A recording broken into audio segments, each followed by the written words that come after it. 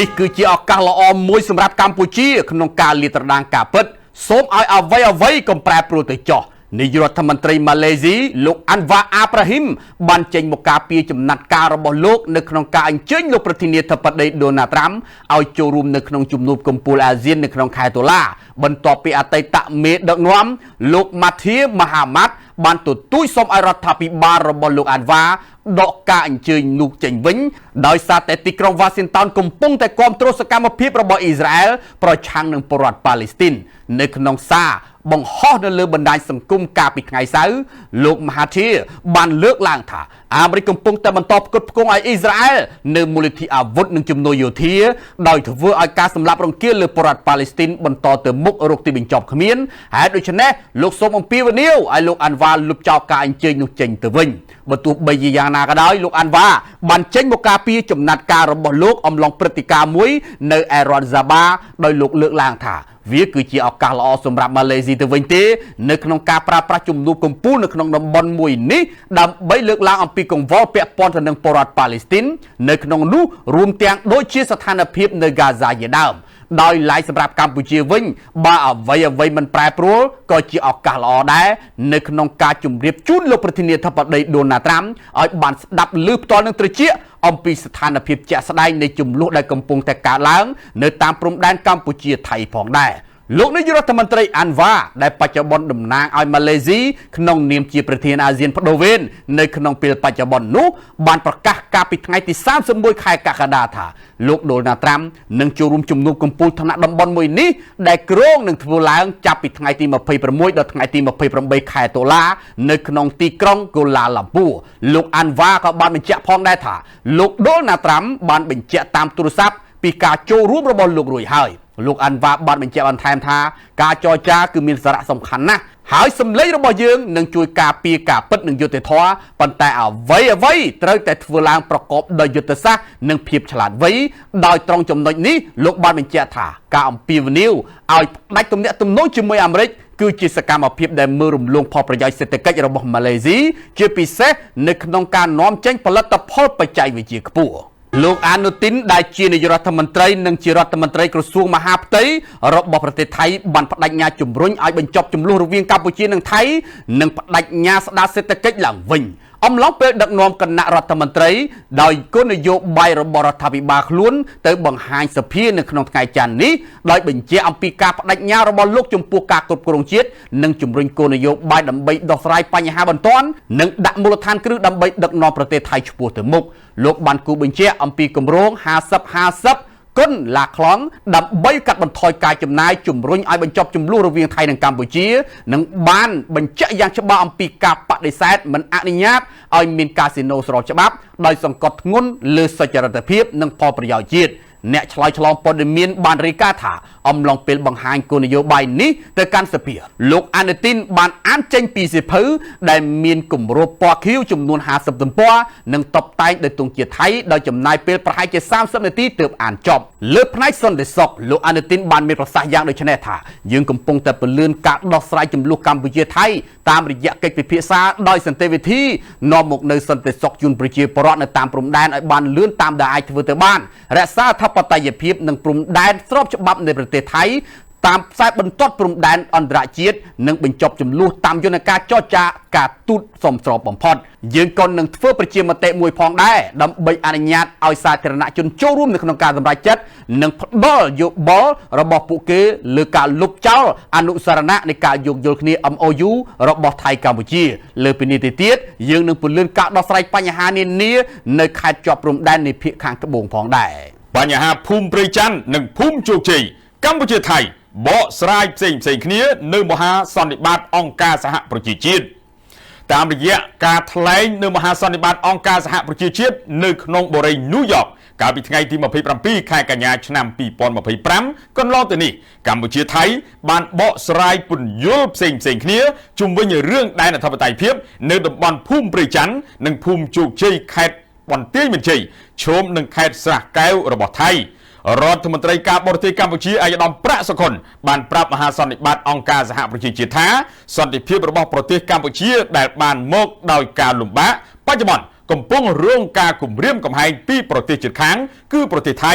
ដែលកំពុងមានចំនួនព្រំដែនជាមួយកម្ពុជាប៉ុន្តែភ្លាមៗនោះក្រោយការឡើងថ្លែងពីប្រមុខការទូតកម្ពុជារដ្ឋមន្ត្រីការបរទេសថៃលោកស៊ីហាសាក់ភួងកែតកែវក៏បានឡើងថ្លែងបន្ទាប់ឆ្លើយតបភ្លាមៗថាកម្ពុជាតាំងខ្លួនជាជនរងគ្រោះតែតាមពិតថៃទៅវិញទេដែលជាអ្នករងគ្រោះពិតប្រាកដគឺទាហានថៃជន់មានដាច់ជើង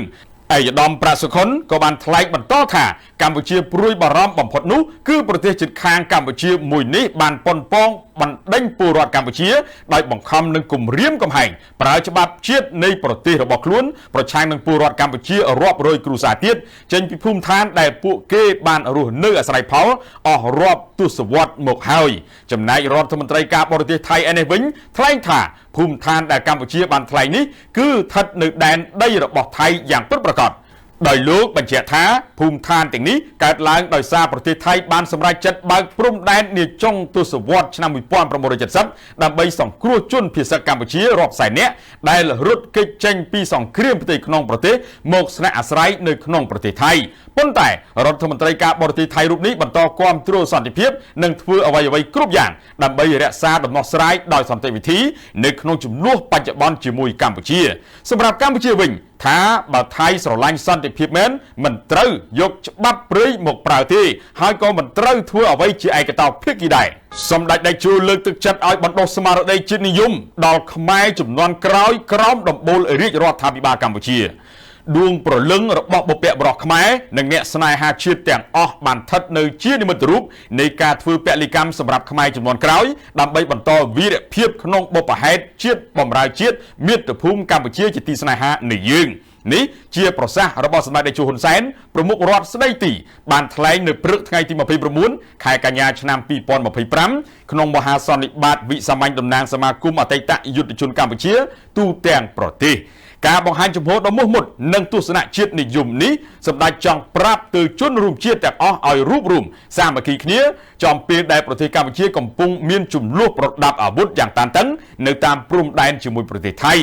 សម្ដេចតេជោចង់បណ្ដុះនៅស្មារតីស្នេហាជាតិដល់ខ្មែរជំនាន់ក្រោយឲ្យចងចាំនិងដឹងគុណជានិច្ចចំពោះការពលិកម្មដ៏ធំធេងរបស់អតីតយុទ្ធជននិងកងកម្លាំងប្រដាប់អាវុធនៅគ្រប់លំដាប់ថ្នាក់ពួកគាត់ពិតជាបានបូជាសាច់ស្រស់ឈាមស្រស់ការពារជាតិនិងប្រជាជននៅគ្រប់ដំណាក់កាលទាំងអស់សម្ដេចតេជោក៏បានស្នើបញ្ចូលនិវត្តជនជាអតីតមន្ត្រីរាជការស៊ីវិលឲ្យស្ថិតក្រោមដំបូលសមាគមអតីតយុទ្ធជនកម្ពុជាតែមួយដែលរាជរដ្ឋាភិបាលត្រូវយកចិត្តទុកដាក់បើគ្មានពួកគាត់ទេយើងក៏មិនអាចបន្តការអភិវឌ្ឍប្រទេសដូចពេលបច្ចុប្បន្ននេះដែរដោយក្រមប៉ូលីសប្រឆាំងកុបកម្មថៃបានប្រើប្រាស់អាវុធសូរស័ព្ទគ្រាប់បែកផ្សែងនិងឧស្ម័នបង្ហូរទឹកភ្នែកដោយប្រិមិត្តបាន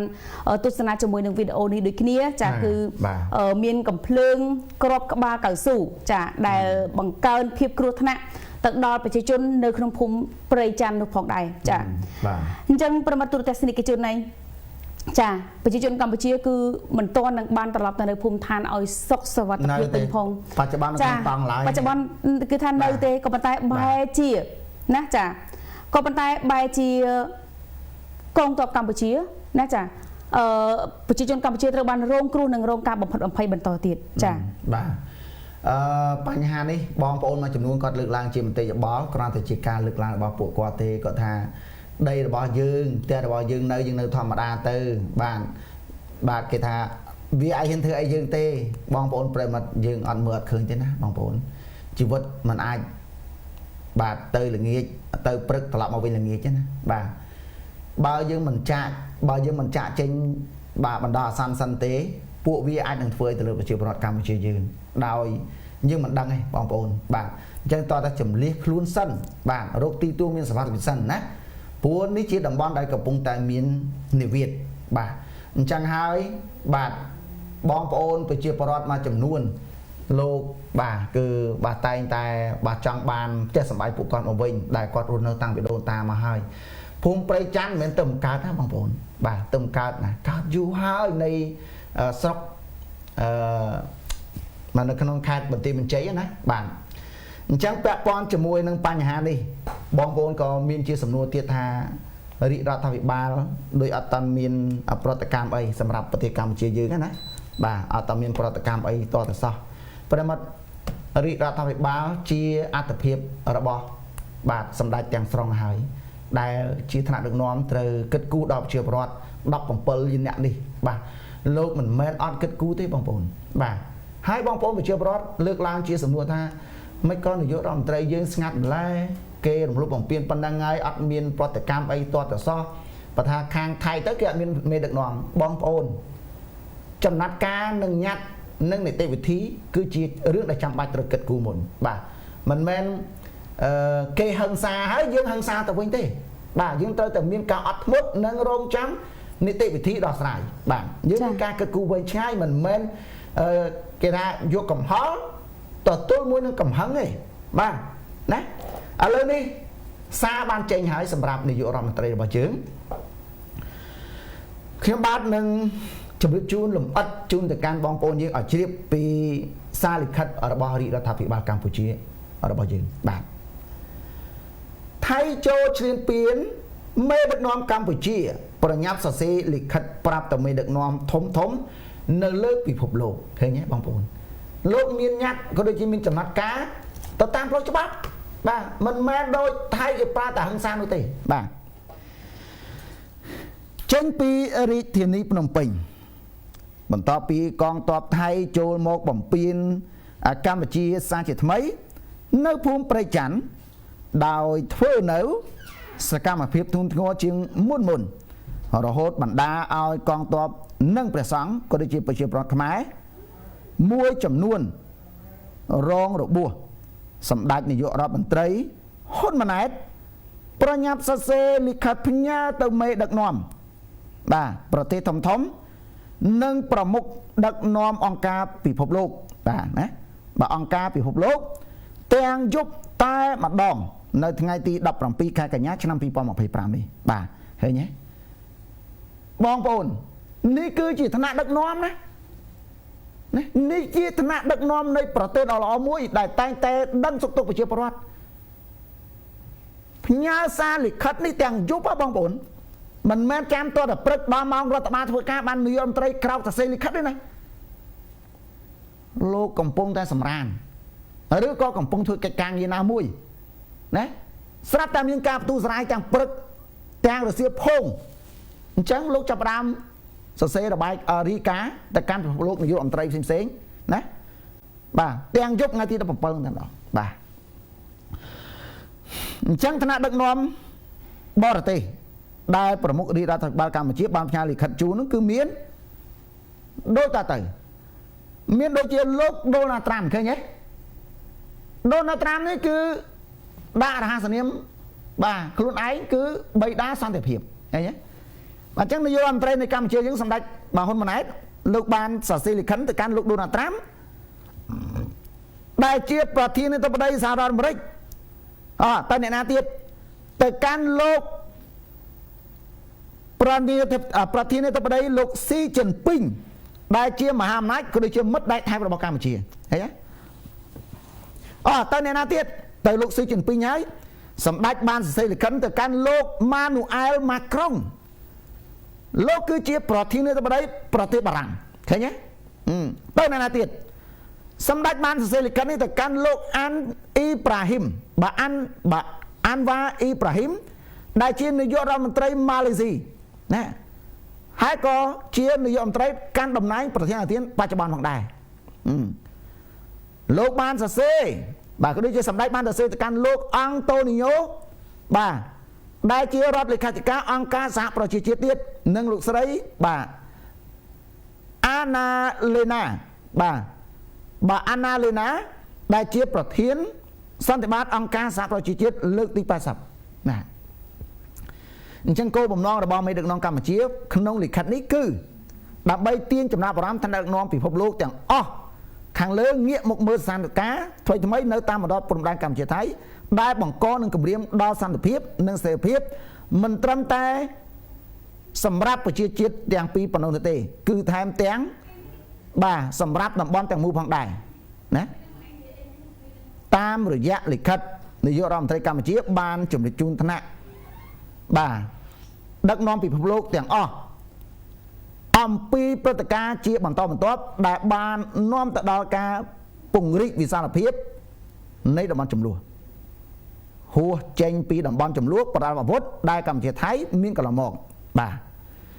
មេដឹកនាំកម្ពុជាបានស្នើសុំឋានៈដឹកនាំពិភពលោកទាំងអស់ជំរុញឲ្យមានការគោរពបាទឲ្យបានពេញលេញនិងប្រកបដោយប្រសិទ្ធភាពចំពោះបទឈប់បាញ់ដែលកម្ពុជាថៃបង្កើតរួមគ្នានៅឯប្រទេសម៉ាឡេស៊ីកាលពីពេលថ្មីនេះបាទសូមជម្រាបជូនថាមហាអំណាចអាមេរិកចិនសុទ្ធតែបាទជួយជំរុញរហូតដល់កម្ពុជាថៃបង្កើតបទឈប់បាញ់ជាមួយនឹងគ្នាបាននិយាយពីលោកដូណាល់ត្រាំវិញលោកសុកចិត្តហៅទូរស័ព្ទបាទមុនទៅរកមេដឹកនាំកម្ពុជាថៃហើយបាទជំរុញឲ្យនាំគ្នាបង្កើតបទឈប់បាញ់នេះគេក៏មិនអាចមើលរំលងដែរពីគុណសម្បត្តិរបស់មេដឹកនាំនៃប្រទេសម៉ាឡេស៊ីដែលផ្ដួចផ្ដើមគំនិតនិងធ្វើជាម្ចាស់ផ្ទះរៀបចំកិច្ចប្រជុំពិសេសរហូតបង្កើតបានបទឈប់បាញ់រវាងកម្ពុជាហើយនិងថៃរីឯលោកម៉ាក្រុងធ្វើបើគេមិនទាន់ឮអ្វីចេញពីមាត់លោកផ្ទាល់តែស្ថាប័នដែលពាក់ព័ន្ធរបស់បារាំងដូចជាក្រសួងការបរទេសនិងសន្តិបារាំងប្រចាំកម្ពុជាជាដើមសុទ្ធតែជំរុញឲ្យកម្ពុជាថៃដោះស្រាយចំនួនដោយសន្តិវិធីដល់ឡែកប្រមុខមេដឹកនាំអធិស្ឋានដល់ឡែកប្រមុខបានដឹកនាំអង្គការសហប្រជាជាតិលោកបាទ Guterres ក៏ធ្លាប់បង្ហាញពីក្តីបារម្ភចំពោះចំនួនកម្ពុជាថៃដែរហើយជំរុញឲ្យប្រទេសជាប់របងជាមួយនឹងគ្នាទាំងពីរនេះជ្រើសរើសយកសន្តិវិធីក្នុងការដោះស្រាយចំនួនបាទគួរជម្រាបជូនបងប្អូនយើងផងដែរថាបាទកម្ពុជាប្រឹងអនុវត្តបទឈប់បាញ់ប្រឹងទប់បងប្អូនប្រឹងទប់បាទប្រឹងទប់បាទប្រឹងទប់នឹងឈប់បាទតែថៃមិនទប់បទឈប់បាញ់ក្នុងកែភ្នែកបន្តិចសោះឡើយណាមានផតាងកកោកដែលបង្ហាញពីរឿងនេះរួមមានក្រោយបទឈប់បាញ់ចូលជាទរមានកងទ័ពថៃប្រើល្បិចចាប់កងទ័ពកម្ពុជាហើយមកដល់ពេលនេះវរៈកងទ័ព18នាក់មិនទាន់ដល់លេងមកវិញឡើយបាទណាបាទនឹងបានចូលមកជីកលីនដ្ឋានព្រមទាំងដាក់បន្លាលួចក្នុងដីកម្ពុជាតាមព្រំដែនជាដើមទីតាំងដែលកងទ័ពថៃចូលមកដាក់បន្លាលួចនិងកងឡានញឹកញាប់នោះគឺស្ថិតនៅក្នុងភូមិព្រៃច័ន្ទនិងភូមិជោគជ័យមានផ្ទះប្រជាពលរដ្ឋខ្មែរមួយចំនួនក្នុងភូមិទាំងពីរនេះត្រូវកងទ័ពថៃដាក់បន្លាលួចពាត់យកហើយមកដល់ពេលនេះប្រជាជនខ្មែរជាម្ចាស់មិនទាន់អាចចូលទៅរស់នៅក្នុងផ្ទះរបស់ខ្លួនវិញបានទេប៉ុណ្ណឹងហើយនៅមិនទាន់អស់ចិត្តទៀតកងទ័ពថៃបន្តចូលមកដាក់បន្លាលួចក្នុងភូមិទាំងពីរនេះបន្តម្ដងហើយម្ដងទៀតហើយប្រជាជនខ្មែរជាម្ចាស់ដីតែងតែនាំគ្នាចេញទៅទប់ស្កាត់ជាក់ស្ដែងនៅរសៀលថ្ងៃទី17កញ្ញានេះតែម្ដងកងទ័ពថៃបានបន្តមកក្នុងភូមិព្រៃច័ន្ទនេះដោយប្រើនៅអាវុធជាច្រើនប្រភេទមានកំភ្លើងគ្រាប់ត្បាល់ជ័របាទគ្រាប់ក្បាលជ័រគ្រាប់បែបផ្សែងឧស្ម័ននិងអាវុធសូសាត់បាទបណ្ដាលឲ្យកងទ័ពព្រះសង្ឃនិងប្រជាជនខ្មែរយ៉ាងតិច24អង្គនាក់រងរបួសផងដែរជាមួយគ្នានេះក្រុមអ្នកសង្កេតការណ៍អន្តរកាលបាទ IOT ប្រញាប់ត្រឡប់ទៅកាន់ភូមិព្រៃច័ន្ទវិញទាំងយប់ថ្ងៃទី17នេះដដែលបន្ទាប់ពីកងទ័ពថៃចូលមកនៅភូមិនេះខ្ញុំសម្បើកវងកញ្ចក់បន្តិចបងប្អូនថៃប្រហែលជារងចាំមើលក្រុមអ្នកសង្កេតការណ៍អន្តរកាលបាទ IOT បាទចេញទៅចាប់ផ្ដើមធ្វើសកម្មភាពហ្មងស្មាតទុកខ្ញុំនិយាយថាអានេះវាឆ្លាតវាចាំតែមើលហ្មងវាចាំតែមើលបានអ្នកសង្កេតការណ៍បាទព្រោះបានអ្នកសង្កេតការណ៍អត់នៅវាអត់ធ្វើអីទាំងអស់អានេះខ្ញុំសូមបិទមកកញ្ចក់វិញបាទអញ្ចឹងពួកបាទជាស្រ័យអញ្ចឹងពួកគាត់បានត្រឡប់មកវិញជាប្រញាប់មកថ្ងៃនេះដដែលបាទកងកម្លាំងកម្ពុជាក៏មានវត្តមានដែរតែគ្មានអាវុធក្នុងដៃឡើយតាមពិតការពិព្រឹកក្រុមអ្នកសង្កេតការបរទេសទាំងអស់បានទៅពិនិត្យមើលស្ថានភាពនៅភូមិព្រៃច័ន្ទម្ដងរួចហើយពេលនោះកម្លាំងថៃមិនទាន់ចូលមកទេឃើញទេដូចខ្ញុំនិយាយមិញអញ្ចឹងឃើញទេបងប្អូនឃើញទេក្រុមអ្នកសង្កេតការ IOT គឺលោកនៅទីនោះទេនៅពេលព្រឹកនៅទីនោះទេតែនៅពេលឮថាអ្នកសង្កេតការចេញទៅអានេះដាក់គ្នាមកបរោយបាទក្រោយក្រុមអ្នកសង្កេតការបរទេសចេញផុតរហូតដល់ពេលរសៀលបន្តិចកងទ័ពថៃក៏លើកគ្នាចូលមកដូចគេហាយកថាអញ្ចឹងមកឲ្យទង្វង់ម្ដងបាទក្តៅក្រហាយមែនទេបងប្អូននិយាយត្រង់ហ្មងបាទអានេះវាចាំទៅមើលបងប្អូនបាទខ្ញុំនិយាយអសរោះទីចុះបងប្អូនស្មាទោសវាក្តៅក្រហាយពេកអានព័ត៌មាននេះអាចង់ព័ត៌មានមិននេះបងប្អូន ពួកចោលសៀមនេះចោលថៃនេះណាសង្កេតមើលអ្នកសង្កេតការបើ IoT ពេលព្រឹកគឺនៅហ្នឹងទេលោកសង្កេតការនៅហ្នឹងគឺអត់មានអីប្រក្រតីទេអញ្ចឹងលោកក៏ចាប់ផ្ដើមវិលត្រឡប់ទៅកាន់ទីតាំងស្នាក់អាស្រ័យរបស់លោកវិញណាគ្រាន់តែចេញបានប្រមាណចំហៀនផងរសៀលបន្តិចពួកអាចោលសៀមនេះលេងបាទមកទោះបងប្អូនជ្រុលមាត់បាទអធិស្ឋានតាហ៊ានសៀមនេះចាប់